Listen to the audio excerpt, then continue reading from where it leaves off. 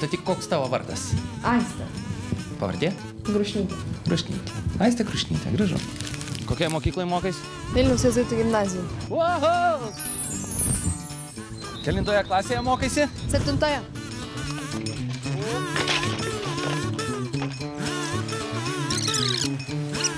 Kokie tavo pomėgiai?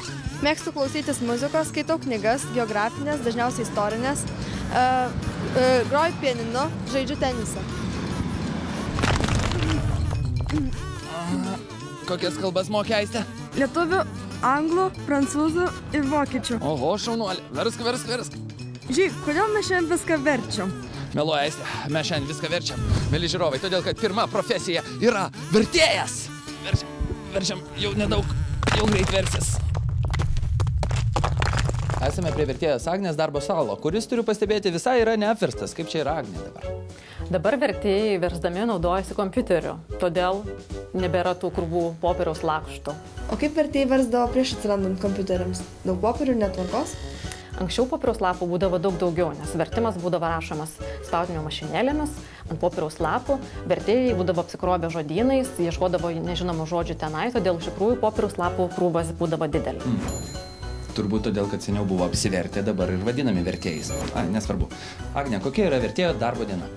Aš dirbu Europos komisijos vertėjo raštu ir mes verčiame įvairiausios ES dokumentus ir redaguojame vienas kito vertimus, nes kiekvienas išverstas tekstas turi dar būti perskaitytas kito kolegos vertėjo. Kodėl nepasitikit vieni kitais? Pasitikime, bet siekiame kuo geresnės kokybės, todėl iš tikrųjų antra pora akių gali padėti aptikti smulkių nepastebėtų klaidelių. O kur galime susidurti su jūsų išverstais darbais? Tuos dokumentus gali skaityti visa visuomenė, ir ministerijų darbuotojai, ir parlamento nariai, ir teismai. Ir iš tikrųjų gali atrodyti, kad ES teisės aktai skamba nuobodžiai, bet iš tikrųjų taip nėra, nes mes verčiame apie kasdienius dalykus, kurie svarbus kiekvienam europiečiui. Štai pavyzdžiui, dažnai skraidote lėktuvu, ar ne? Taigi lėktuvų keleiviai turi žinoti savo teisės. Sakykime, atšaukus skrydį arba atidėjus ilgam laikui, keleiviai turi teisę gauti informaciją, gauti kompensaciją arba skristi kitų maršrutų. Apie tokius dalykus mes ir verčiame kasdien. Kiek vertėjas turi mokėti kalbų? Žinoma, kuo daugiau, tuo geriau. Europos komisijos vertėjai turi mokėti bent 2 užsienio kalbas. Ir kiek jūs mokate kalbų? Wie viel Sprache du bist lernen, gelernt, nežinau, ten kažkaip, ja. Deja, vokiečių kalbos nemoku, tačiau moku anglų, prancūzų kalbą, suprantu lenkiškai ir rusų kalbą moku. Prancūziškai moka ir mūsų moksleivė, Aistė, pasikalbėkit. Je m'appelle Aistė, comment vous appelez-vous? Moi, je m'appelle Agnė. Moi, je m'appelle Žygis. Oui, ça va? Oui, c'est ça. Ça va. D'accord. Vas-y. Kaip ten dar sako?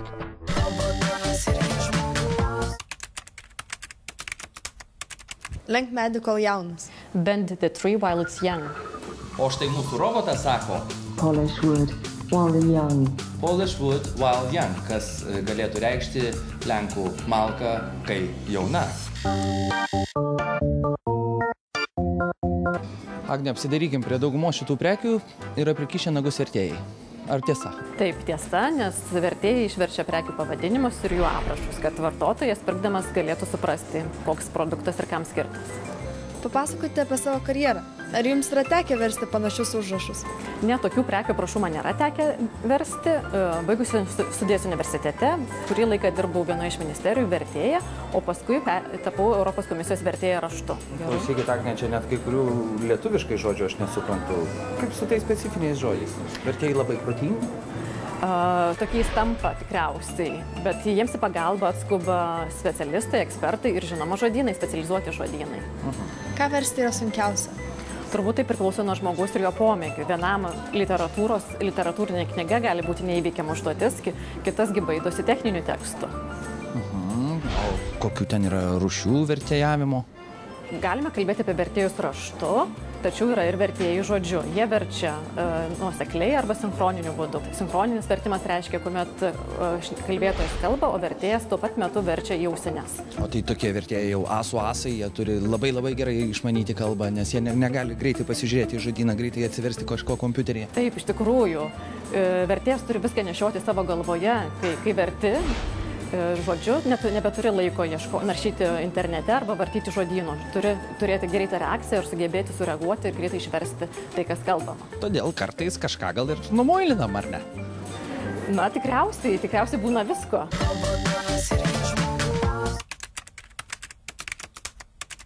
That's the way the cookie crumbles. Nieko nepadarysi.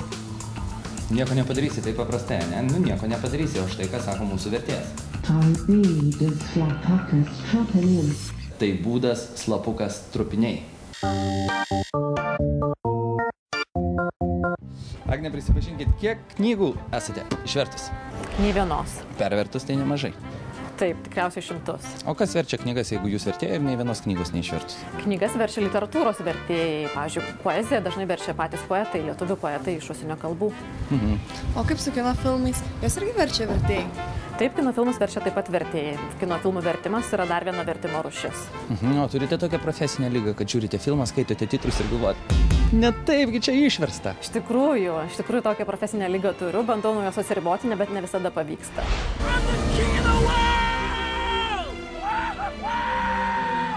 Kalbininkai. Geriausi vertėjų draugai ar priešai? Ir draugai, ir patarėjai. Dažnai vertėjai, nebūdami tikri, kaip pasakyti tiksliau lietuviškai, kreipiasi į kalbininkus ir gauna atsakymą. Mano kalbininkai tai nėra patys geriausi draugai. Bet čia mano reikalai. Ar tiesa, kad vertėjo profesija išnyks po 50 metų? Manau, kad ne, nes žmogaus proto ir jo sugebėjimo suprasti ir perteikti mintis niekas negali pakeisti, net ir kompiuteris. Netgi robotas, būdamas žmogumi. Ateities profesija yra geriausia laida Žemėje. Trakšt. A profession for the future is the best TV program in the world. Snap, crackle and pop. Snap, crackle and what? Pop. Ok, pasižiūrėkim, ką sako mūsų robotas. The future of the profession is the best show on earth. Šiaip kaip ir neblogai viskas. Išversta, robotas sako, profesijos ateitis yra geriausias šou Žemėje. Trakšt.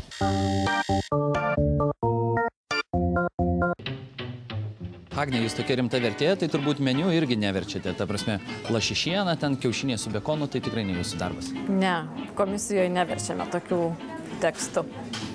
Ir džiaugiuosi aš už jūs ir kitus. Jeigu mokate tiek daug kalbų, tai turbūt mėgstate ir keliauti. Taip, iš tikrųjų mėgstu keliauti, nes kelionės puikus būdas pamatyti kažką naujo ir panaudoti savo kalbos žinias. O keliaujate, tai tuo pačiu dar ir užsidirbate, būnate gidę, pavertėjaujate? Ne, nevertėjauju ir nedirbu kaip gidė. Keliauju savo malonumu. Kaip dar mėgstate praleisti savo laisvalaikį? Dar laisvalaikiu mėgstu šokti lindy hopą. Lankau lindy hopo pamokas. Geras. Kaip verčiasi lindy hopas? Lindy hopas nesiverčia, nes tiesiog tai yra toks šokio pavadinimas. Kaip rock'n'rollas. Taip. Gal turite kokią svajonę, gal norite kažką išversti, kas dar neišversta? Na, vertimo srityje turbūt nelabai svajonių yra, bet kadangi nesu vertusi jokios literatūrinės knygos, norėčiau pabandyti išversti. tą jums ir linkiu padaryti.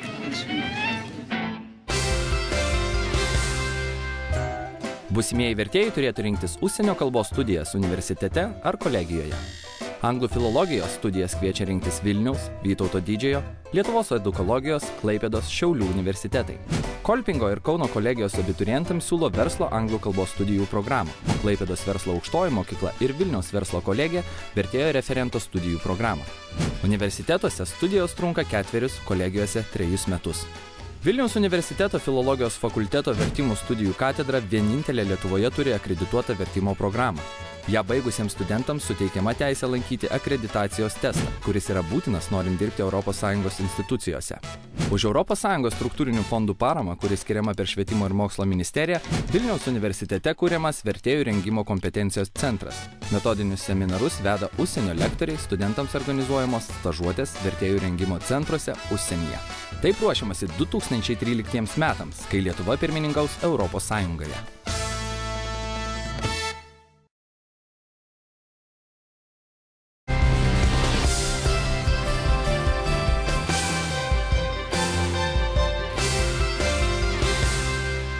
Aiste, raktas į antrą profesiją yra užkoduotas šioje virtuvėje. Viską gerai apžiūrėk ir keliausim.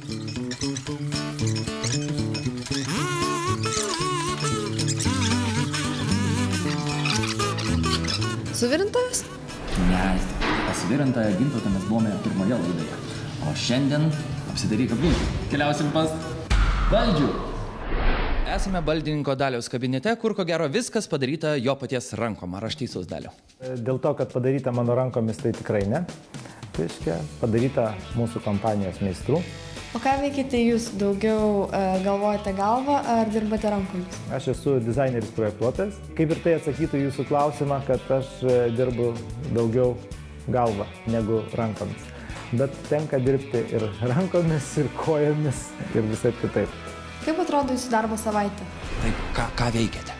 Aš važiuoju pas užsakovus, matuojuosi sienas, paskui braižau baldus į jų patalpas, važiuoju į gamybą žiūrėti, kaip tie baldai gaminasi, tada reikia pasižiūrėti, kaip jie montuojasi, ar telpa, reiškia, į tas nišas, į kurias buvo suprojektuoti, ar tinka spalvos, reiškia, užsakinėju medžiagas. Ir vienintelis dalykas, kas, reiškia, šiek tiek iškrenta iš rutinos, tai dalyvavimas parodose, reiškia.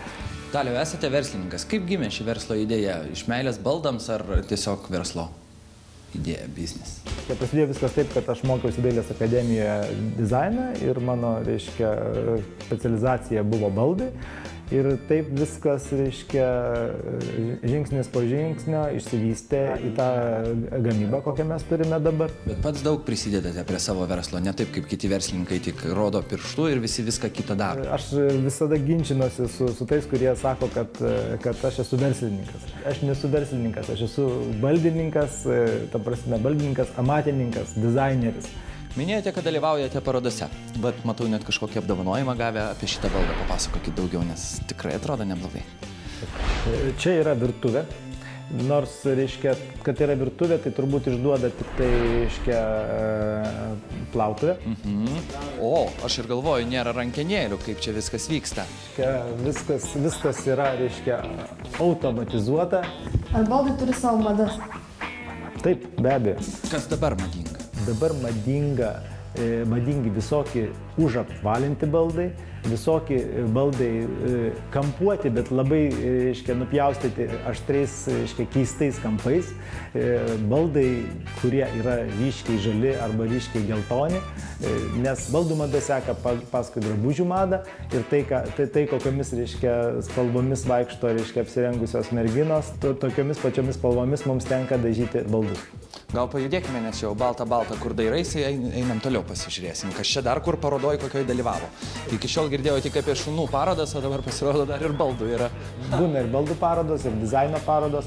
Tai konkrečiai mūsų spintelė autoportretas yra dalyvavusi ir New Yorko baldų parodoje, ir Singapūre. Jinai vadinasi autoportretas dėl to, kad šiaip žmogus iš tikrųjų, reiškia, mato save, o paskui, reiškia, jeigu jam reikia, tai jisai gali rasti ir viduje ir visus jam reikalingus daiktus. O kadangi jinai užima nedaug vietos ir plus veidrodis, tai jinai labai tinka vonios kambarį. Judame toliau. Ir jau daug girdėjau apie šią kėdutę.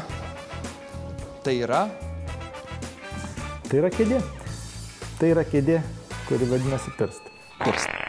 Pernai metais šita kėdė atstovavo Lietuvą, reiškia, Eurovizijos konkurso metu. Buvo paroda, kur kiekvieną šalį pristatė kėdė. Tai pernai šita kėdė atstovavo Lietuvą kėdžių Euroviziją. Kėdžių Eurovizija. Ir kaip sekės? Sakykime, galim būtų atsakyti taip, kad kaip lietuviams Eurovizijoje, tai visai neblogai, reiškia. Geras baldas turi būti gražus, patogus ir kokybiškas. Ar lengva tai suderinti? Geras klausimas. Iš tikrųjų, tai ir yra baldininko dizainerio darbas suderinti tavo paminėtus dalykus.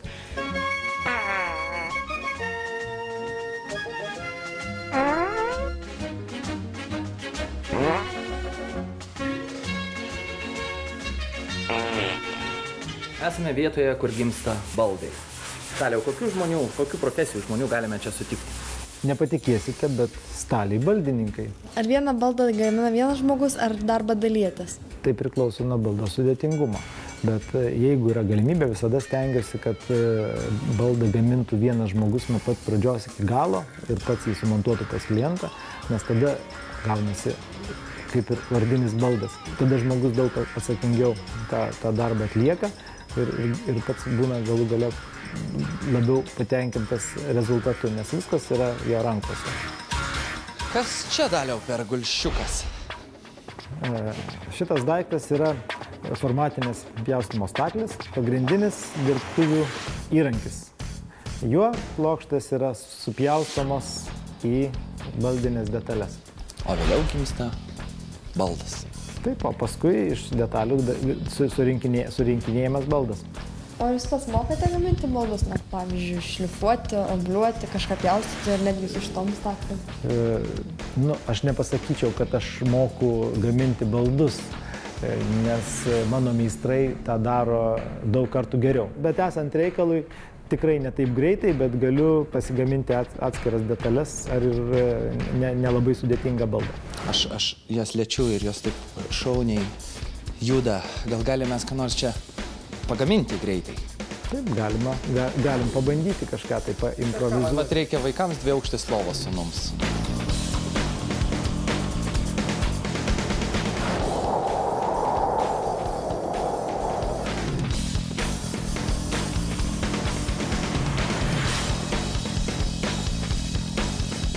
Ateities profesijos lentynėlė. Štai.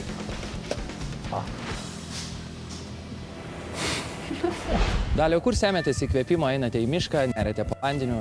Šiais laikais užtenka išjungti mobilų telefoną ir tada įkvėpimas gali nesunkiai ateiti. O iš tikrųjų, kai žmonės įvertina tavo darbą, tai yra pats didžiausias įkvėpimo šaltinis. Kokia jūsų profesinė svajonė? Turbūt didžiausia svajonė būtų, kad dizainerio nuomonės būtų klausomasi labiau negu kaimyno arba užėjusio santechniko nuomonės. Graži svajonė. Kaip manot, ar jau pagaminote savo gyvenimo baldą? Žiūrėkit, labai tikiuosi, kad dar ne, nes tik tai dabar atsiranda galimybė daryti įdomius daiktus. Tai to jums ir linkiu, Daliau. Labai dėkojame mes su Aiste už viską jums ir dar šiek tiek pabūkime čia pas jūs. Gamtoje.